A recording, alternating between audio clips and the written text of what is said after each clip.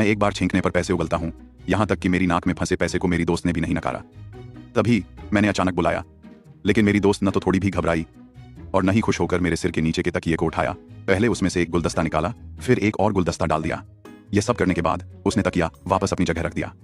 थोड़ी देर बाद मैंने अचानक मुड़कर फिर से छींकना शुरू कर दिया, लेकिन मेरी दोस्त के खुश होने से पहले मैंने फोन उठाकर आपातकालीन नंबर डायल कर दिया।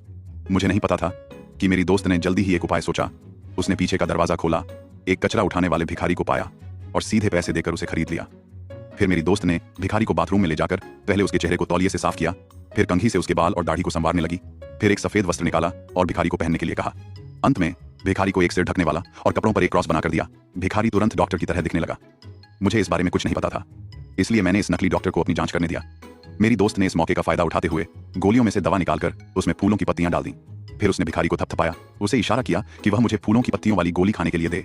नतीजतन जैसे ही मैंने गोली को पेट में डाला, तुरंत ही मुझे एलर्जी की प्रतिक्रिया हुई और मैं लगातार छींकने लगा। हवा में उड़ते पैसे ने मेरी दोस्त और भिखारी को खुशी से झूमने पर मजबूर कर दिया, लेकिन ठीक उसी समय मुझे सांस लेने में कठिनाई हुई और मैं फिर से बेहोश हो गया। दृश्य बदल गया और मैं अस्पताल में था। मेरी शानदार दोस्त मेरे बिस्तर के पास आई, उसने फूलों की पत्तियां निकाली और सीधे मुझ पर छिड़क दी। मुझे नहीं पता था कि मैं ठीक उसी समय जाग गया और उसे रंगे हाथ पकड़ लिया। इसीलिए मेरी दोस्त के कुछ कहने से पहले मैंने उसे अपनी फूलों की पत्तियों की गंभीर एलर्जी की रिपोर्ट दिखाई।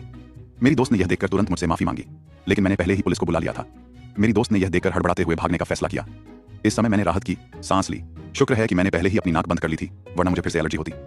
बाद में मेरी दोस्त, जो अब भगोड़ी बन गई थी, ने उस भिखारी को ढूंढ निकाला। उसने अपने सारे गहने उसे दे दिए, लेकिन अंत में उसे केवल एक कप कॉफी मिली।